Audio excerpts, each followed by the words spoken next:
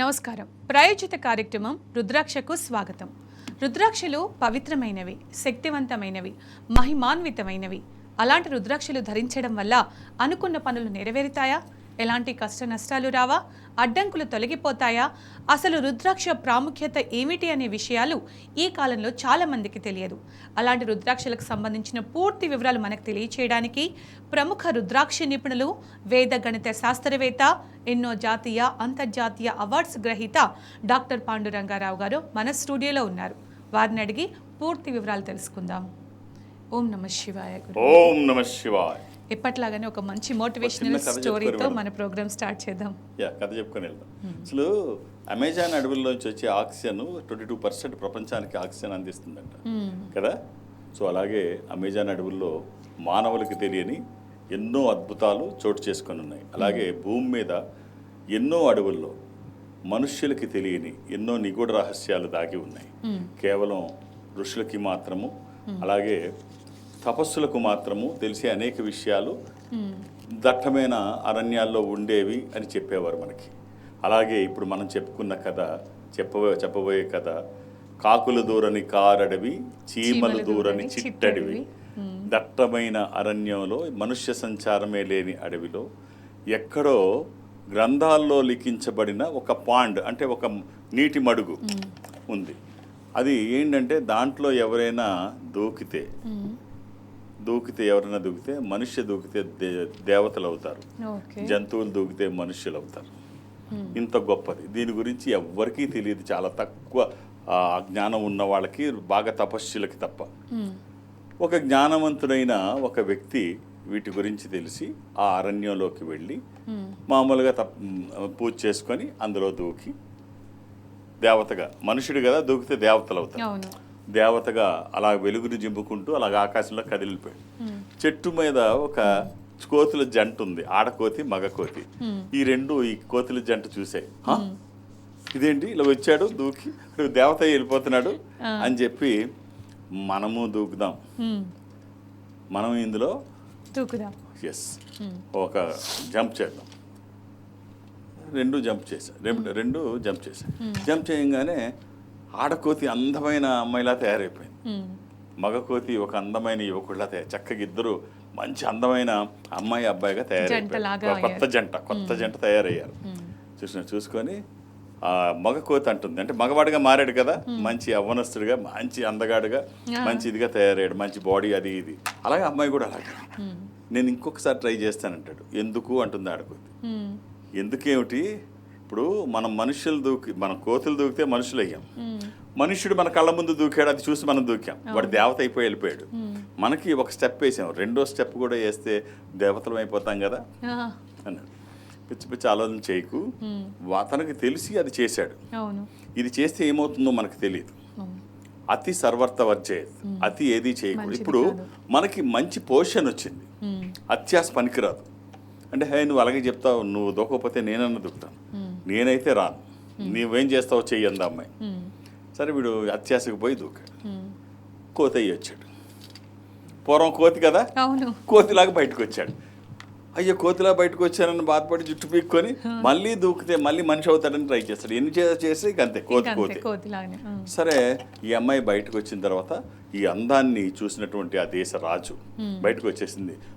ఆ అందాన్ని చూసిన దేశరాజు కొడుక్కి యువరాజుకి ఇచ్చి పెళ్లి చేసి రాజ్యాన్ని పట్టాభిషిక్తుడు చేస్తాడు.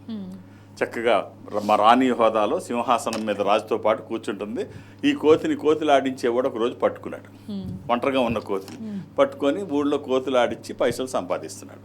ఒకరోజు ఈ కోతి బాగా మనిషిగా మారిన కోతి కదా, బాగా ఇది చేస్తుంది, విన్యాసాలు చేస్తుందని రాజుగారికి తెలిసి అక్కడికి తీసుకెళ్తే రాజుగారి ముందు విన్యాసాలు చేయించాడు. చేయిస్తే పక్కన రాణి వేషంలో ఉన్నది తన భార్య కోతి.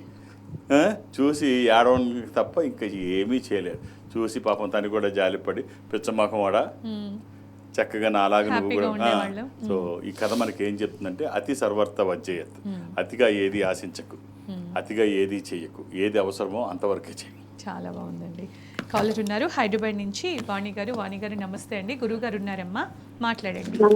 నమస్కారం గురుగారు. అమ్మా ఓం నమ శివాయ్. నమస్కారం గురుగారు. నా డేట్ ఆఫ్ బర్త్ 24/5/2000. 1982. 1982. అవును, అమ్మా ఎంతమంది పిల్లలు మీకు? ముగ్గురు సార్. అమ్మ సోమవారం పుట్టినట్టు తెలుసా అమ్మా మీరు? మండే. మండేను తెలియదు.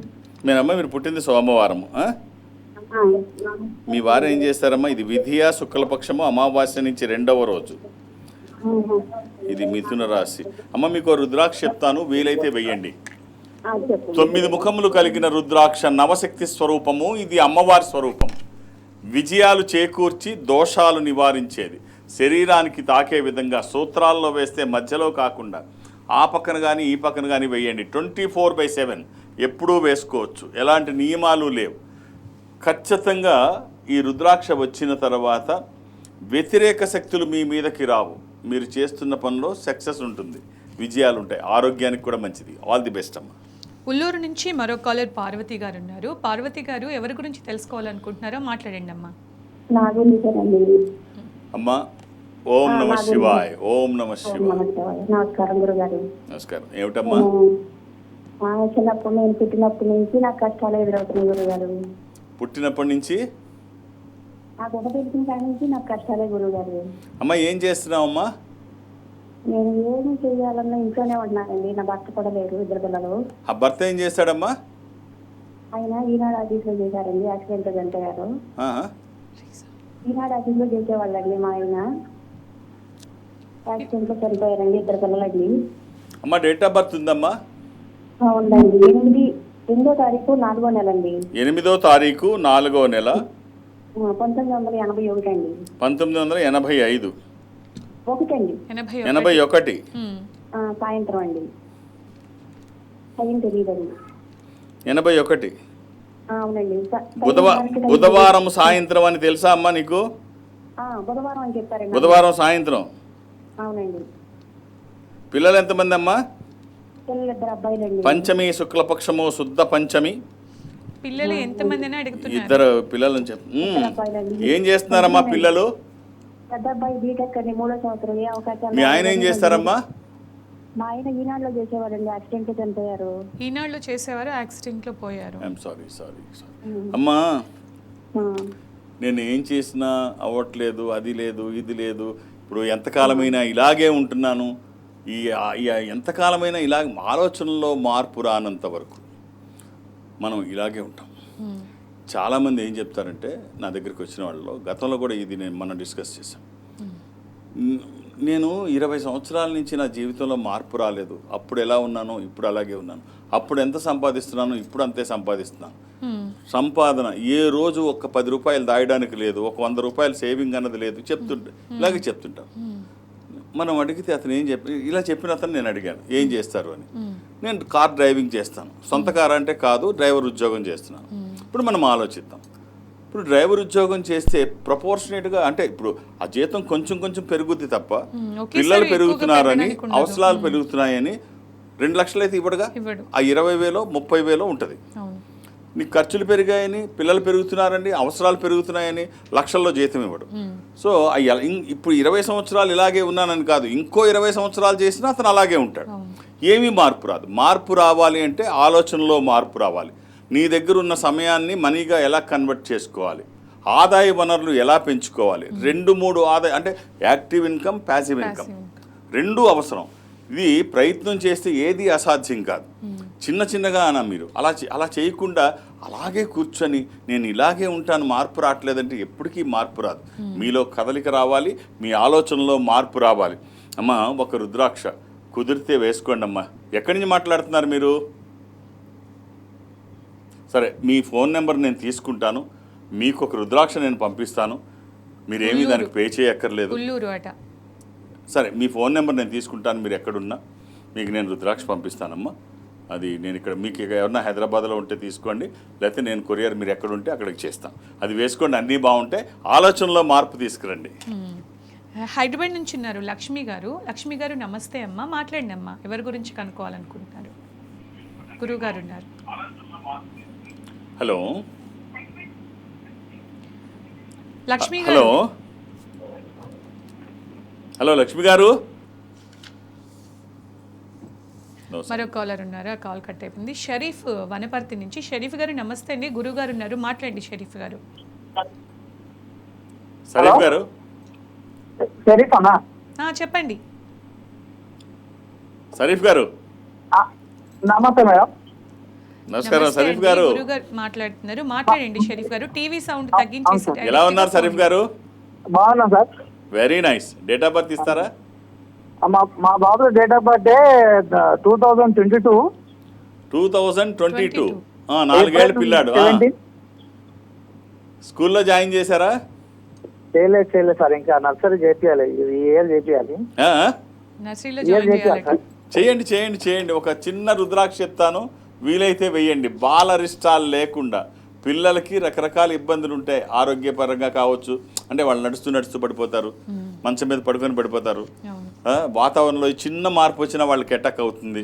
సున్నితంగా ఉంటారు కాబట్టి, చాలా ఉంటారు కాబట్టి అందుకని ఎప్పటికప్పుడు దిష్టి అది తీయడం. ఎందుకంటే ప్రతిదానికి ఒక సైంటిఫిక్ రీజన్ ఉంటుంది. ఎర్ర నీళ్ళతో దిష్టి తీస్తారు. ఎర్ర నీళ్ళలో ఏముంటుంది, ఫాస్ట్ వేవ్స్ ఉంటాయి, వేవ్ లెంగ్త్ ఎక్కువ ఉంటుంది. అందుకని క్రిమికీటకాలని ఆకర్షిస్తాయి. మన గుమ్మానికి పసుపు రాసి కుంకుమ ఎందుకు పెడతామంటే పసుపు యాంటీబయాటిక్. మనం కాళ్ళ ద్వారా వచ్చే బ్యాక్టీరియాని అక్కడ నిలుపుదల చేసి పసుపు కీల్చేస్తే ఇది అట్రాక్ట్ చేస్తుంది కుంకుమ, అక్కడ ఆకర్షిస్తుంది. ఫాస్ట్ వేవ్స్ ఉంటాయి కాబట్టి. ఈ ఎర్ర నీళ్ళతో దిష్టి ఎందుకు తీస్తారు అంటే తన మీద ఉన్న ఈ క్రిమికీటకాలు, జబ్బుకు సంబంధించిన బ్యాక్టీరియా ఇదంతా కూడా తీసుకోవడానికి దిష్టి నీళ్ళతో తీసి బయట దూరంగా పారేస్తారు, ఇంకొకళ్ళకి అది రాకుండా. సో ఇలా పిల్లలకి ఏ చిన్న ఇది వచ్చినా వాళ్ళు అట్రాక్ట్ అవుతుంటారు, వాళ్ళకి అటాక్ అవుతుంటుంది. అందుకని ఈ బాలరిష్టాల నివారణ కోసం ఒక 3 ముఖాల రుద్రాక్ష. ఇది అగ్నిస్వరూపము. ఇది ముదురు తేనె రంగులో, చింతపిక్క రంగులో 3 రాళ్ళు పేర్చినట్లుగా అగ్నిహోత్రంలా ఉంటుంది. ఇది వెయ్యండి చాలు. ఇది మామూలు రుద్రాక్షే, కానీ బాలరిష్ట నివారణకి ఒక అద్భుతమైన, ఇది ఒక రక్షణ కవచం. చాలా బాగుంటుంది. పిల్లలకి ఎవరు వేయాలనుకున్నా కూడా ఇది వేసుకోవచ్చు. అలాగే కొంతమందిని చూసినట్టయితే కంపారిజన్స్తో కుమిలిపోతుంటారు. అంటే మాతో పాటు వచ్చిన వాళ్ళు ఎదిగిపోయారు, మాతో పాటు వచ్చిన వాళ్ళు సంపాదించుకున్నారు, మేము ఇక్కడే ఉన్నాము, ఏ విధంగా చూసినా కూడా ఎక్కువ కంపారిజన్స్ ఉంటాయి. దాంతో ముందుకెళ్ళడానికి ఆలోచించకుండా మేము అలా అవ్వలేకపోయామే అని వీళ్ళు కుమిలిపోతుంటారు.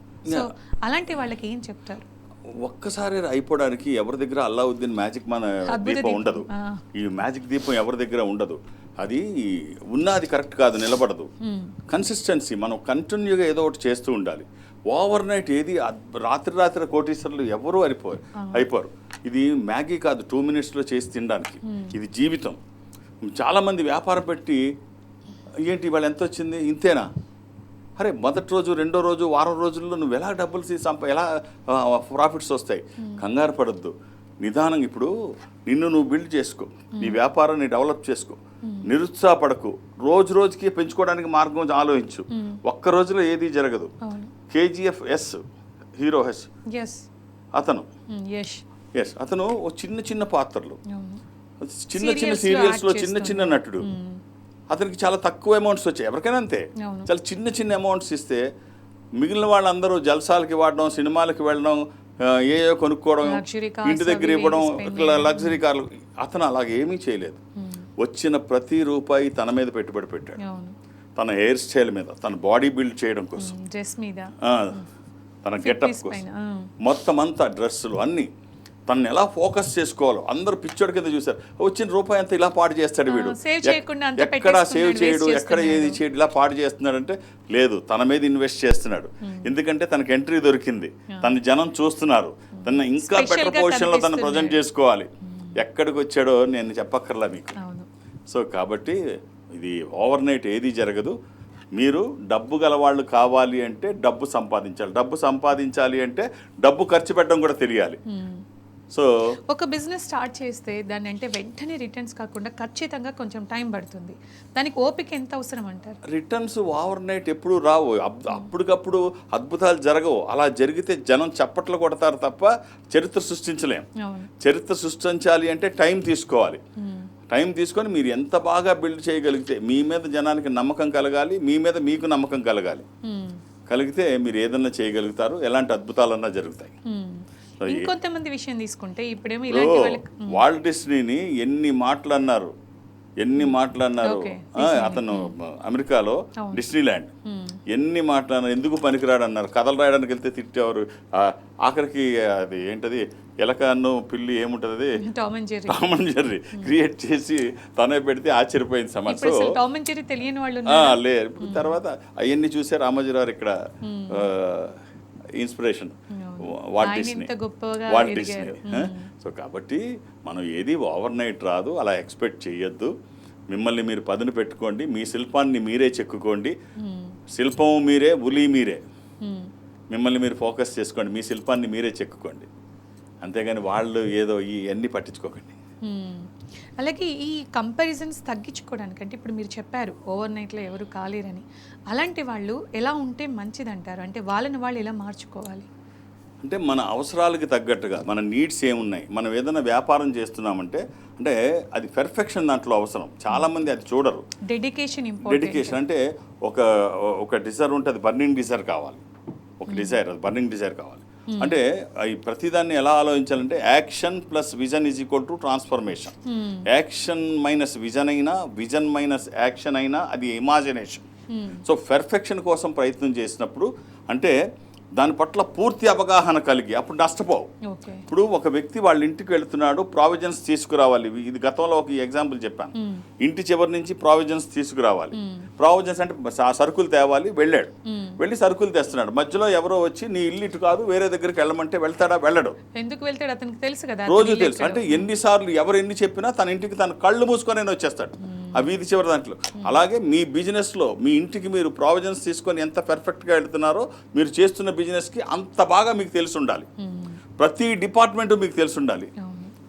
అన్ని మీ బిజినెస్లో ఉన్నవి ఎన్ని ఉన్నాయి అన్నీ మీకు తెలుసు. ఫస్ట్ అందులోకి దిగి అన్ని నేర్చుకున్న తర్వాత ఒకవేళ మీకు అనుభవం లేకపోతే వ్యాపారం చేయొద్దని నేను చెప్పను, కానీ ఒకవేళ ఎక్స్పీరియన్స్ లేకపోతే అప్రెంటిస్గా అన్న పని చేయండి.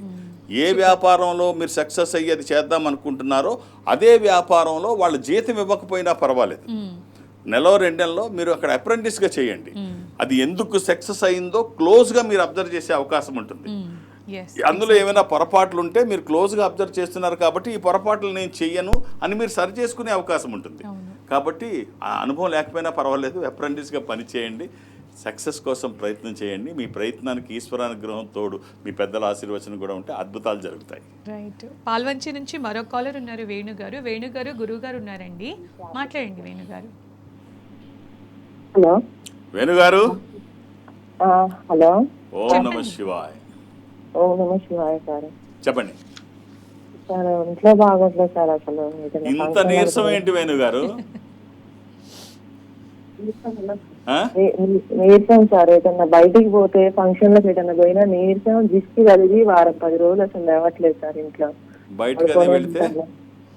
బయటికి ఎటన్నా వెళ్ళినా ఫంక్షన్ అని ఎటన్నా వెళ్ళి వస్తే నీరసం సార్. ఇక దిష్టి కలుగుతుంది బాగా దిష్టి తగులుతుందా? ఏం చేస్తారు అసలు మీరు వేణుగారు? వేణుగా సార్. సునీత సార్, పాల్వంచ నుంచి. సునీత అమ్మ, మీ వాయిస్ వినిపించట్లేదు. ఏం చేస్తారమ్మా మీరు? House wife sir. House wife sir, ఇంట్లోనే ఉంటా. మీ వారు ఏం చేస్తారు? కేటీపీఎస్ లో చేస్తారు సార్.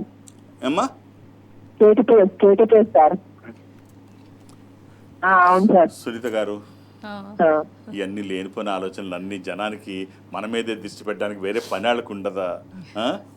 మీ పని మీద మీరు దృష్టి పెట్టండి. వాళ్ళందరూ రోజు దిష్టి తీసేసుకోండి ఇంటికి. ఇప్పుడు చాలా మంది అంటే ఆలోచనలో మార్పు రావాలి. ఎవరు ఆలోచనలు చేస్తారంటే ఖాళీగా కూర్చున్నోళ్ళు, వ్యాపకం లేనటువంటి వాళ్ళు, సంపాదన ట్రాక్లో పడని వాళ్ళు, సంపాదన మజా తెలియని వాళ్ళు, అనుకున్న స్థాయికి సంపాదించలేని వాళ్ళు. తప్పుగా కాదు, వీళ్ళు ఎవరిని తప్పు పడ్డం ఉద్దేశంగా ఆలోచిస్తారని చెప్తున్నా.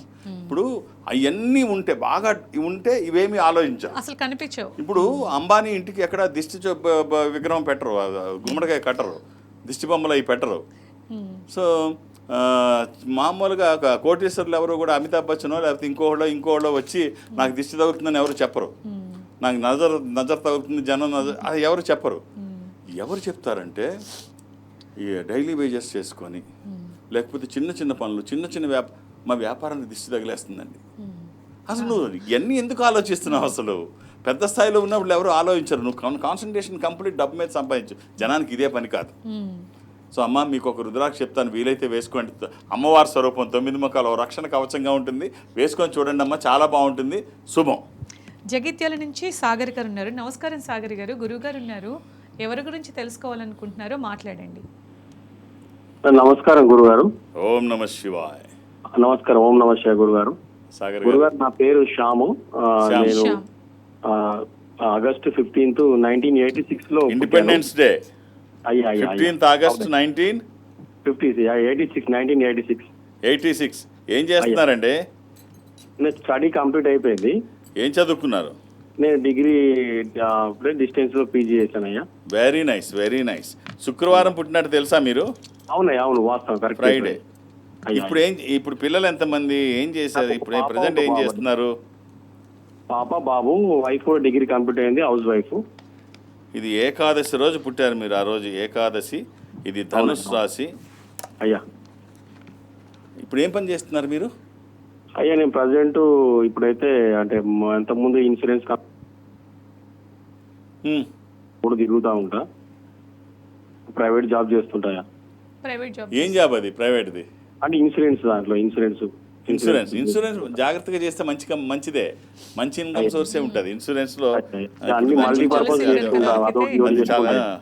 చాలా మంచి వ్యాపారం.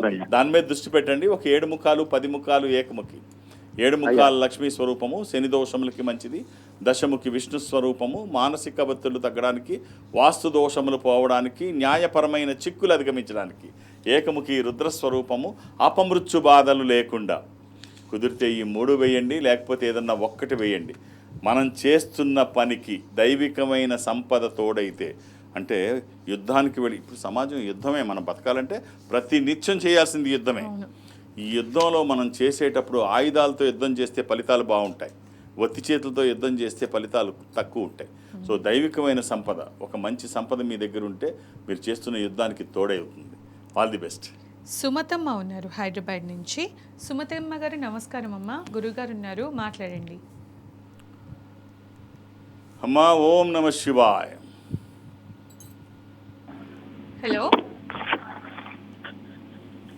హలో సుమతి మాట్లాడండి. ఏమిటమ్మా? మాది మా బాబు గురించి తెలుసుకోవడానికి చేసినాం. అమ్మా సుమతి గారు, మీరు మాట్లాడితే వినాలని ఇంతమంది ఎదురు చూస్తుంటే మీరు నిదానంగా మాట్లాడితే ఎట్లమ్మా? ఫస్ట్ టైం కదా గురువు గారు. పర్వాలేదు, సరే. మాట్లాడండి.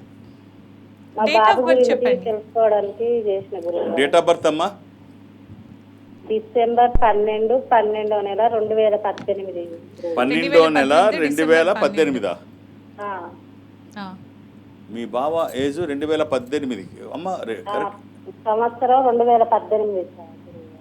2018 అమ్మా. అంటే 8 సంవత్సరాలేనా? 8 సంవత్సరాలు. ఓ, ఎవరిదమ్మా ఇది? మా బాబుది. మీ బాబుది. అమ్మ ఒక్క రుద్రాక్ష.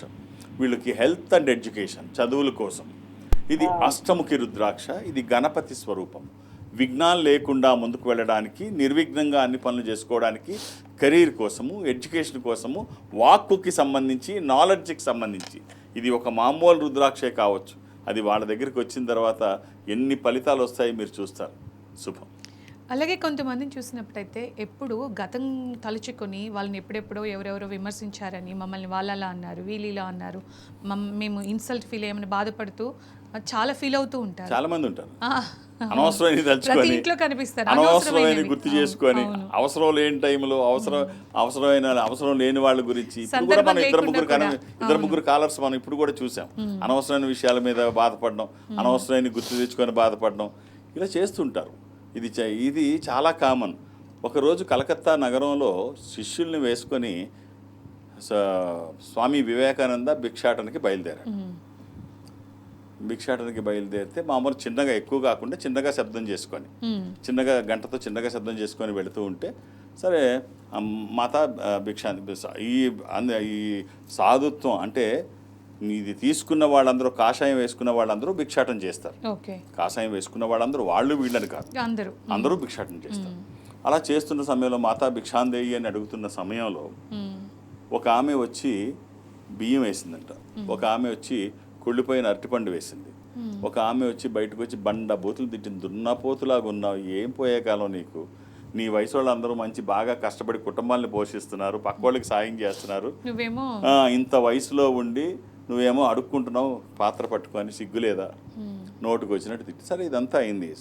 దారిలో వెళుతూ ఆ కుళ్ళిపోయిన పాటలో అరటిపండు పారేసి మంచి అరటిపండు దారిలో కనిపించిన ఆవుకు పెట్టాడు. ఆవుకు పెట్టి మామూలుగా ఆశ్రమానికి వెళ్ళిపోయిన తర్వాత సాయంత్రం ఇంకా అయిన తర్వాత కూడా సాయంత్రం తనతో వచ్చిన వాళ్ళల్లో ఒక శిష్యుడు బాధపడుతూ ఉంటాడు, కుమిలిపోతూ ఉంటాడు. వెళ్ళి దగ్గరికి వెళ్ళి ఏం జరిగిందని అడుగుతాడు. ఏం జరిగింది ఏంటి గురు, అసలు ఏంటి, మనమేంటి, మన పొజిషన్ ఏంటి, అమ్మాయి నోటుకు వచ్చినట్టు తిట్టడం ఏంటి, మనం ఏంటి భిక్షాటన ఏంటి, అసలు ఎవడన్నా నవ్వుతాడు, నోటుకు వచ్చినట్టు తిట్టడం ఏంటి, అసలు మిమ్మల్ని అసలు కనీసం గౌరవించిందా, రెస్పెక్ట్ చేసిందా, చేయకపోగా ఈ తిట్లేంటి అంటే వాదార్చిన తర్వాత తను చెప్తాడు, ఇప్పుడు మనకి ఏమేమి తెచ్చాము బయట నుంచి అని అడుగుతాడు. ఏమి ఇచ్చారు, ఒక ఆమె కొంచెం బియ్యం వేసింది, ఒక ఆమె కుళ్ళిపోయిన అరటిపండు వేసింది, ఇంకోళ్ళ తిట్లు నోటుకు వచ్చినట్టు తిట్టారు, ఇది మనం ఇంటికి ఏం తెచ్చాము అని అడుగుతాడు. మనం ఏం తెచ్చాము, మనం ఏం తీసుకొచ్చాము అక్కడి నుంచి అంటే అరటిపండు బియ్యం. అరటిపండు మనం ఏం చేస్తాం, దారిలో ఆవుకు పెట్టేస్తాం. మనం ఏం తీసుకొచ్చాం అంటే బియ్యం. అంతే కదా, అదే కదా మనం తెచ్చాం. ఇంకా అమ్మాయి తిట్టిని అన్నీ మనం ఏమీ తీసుకురాలేదు, మనకు అవసరమైనవి మాత్రమే మనం తెచ్చుకున్నాం. అవన్నీ మనం తేలేదు, అవన్నీ అక్కడే వదిలేసాం, అవన్నీ వాళ్ళ దగ్గరే ఉన్నాయి, మన దగ్గర ఏమీ లేవు. మనం తీసుకొచ్చింది కేవలం బియ్యం మాత్రమే తెచ్చాం. ఆ కుళ్ళిపోయిన అరటిపండులో పార్ట్ తీసేసి ఆవుకు పెట్టాం. నీకు సంబంధం లేనిది, నువ్వు తెచ్చుకోలేని వాటి గురించి నీకు ఆలోచన ఎందుకు, నువ్వు నీతో కూడా తీసుకురాలేదు కదా, దాని గురించి ఎందుకు బాధపడతావు. చాలామంది తన దగ్గర ఎప్పుడో ఇప్పుడు సంబంధం లేని వాటి గురించి తలుచుకొని బాధపడతారు. సో మీ ముందున్న సమస్యని చూడండి, మీరు భవిష్యత్తులోకి ఏం చేస్తే బాగుంటుందో అటువైపు దృష్టి పెట్టండి. అంతేగాని అనవసరమైన విషయాల్లో మీరు ఏళ్ళు పెట్టి కాళ్ళు పెట్టి మీరు ఇబ్బంది పడడం ఏమాత్రం అది మీ భవిష్యత్తుకి మీ జీవితానికి మంచిది కాదు. నేను అంటే ట్యూస్డే మంగళవారం నాడు, అంటే మంగళవారం అంటున్నారు, అంతకుముందు థర్స్డే, మంగళవారం అందరూ శుభంగా ఫీల్ అవ్వరు కదా. మంగళవారం అంటే దేవుడు భగవంతుడు సృష్టిలో ఎలాంటి దోషం ఉండదు, మన దృష్టిలోనే, ఆయన సృష్టిలో ఏ దోషం ఉండదు. అయినా మంగళవారం నాడు అది నవమి. నేను మంగళవారం నాడు మంచి చెడు ఏం రుద్రాక్ష ఎందుకు వేసుకుంటామంటే మనలో చెడు పోవడానికి, ఎక్కడ చెడు ఉంటో అది పోవడానికి, మనం డెవలప్ అవడం కోసం, దానికి ఇవన్నీ అవసరం లేదు. అయినా మంగళవారం నాడు నవమి, ఎవరన్నా నా దగ్గరికి మంగళవారం నాడు వస్తే దశమి నెక్స్ట్ డే పొద్దున్న వేసుకుంటారు. ఆ రోజు దశమి బుధవారం. సో నేను కడపలో మంగళవారం నాడు కమింగ్ ట్యూస్డే కడపలో ఉంటాను. కడప అక్కడి నుంచి తిరుపతి కడపలో నేను అందుబాటులో. నన్ను కలవాలనుకున్నప్పుడు ఈ ట్యూస్డే.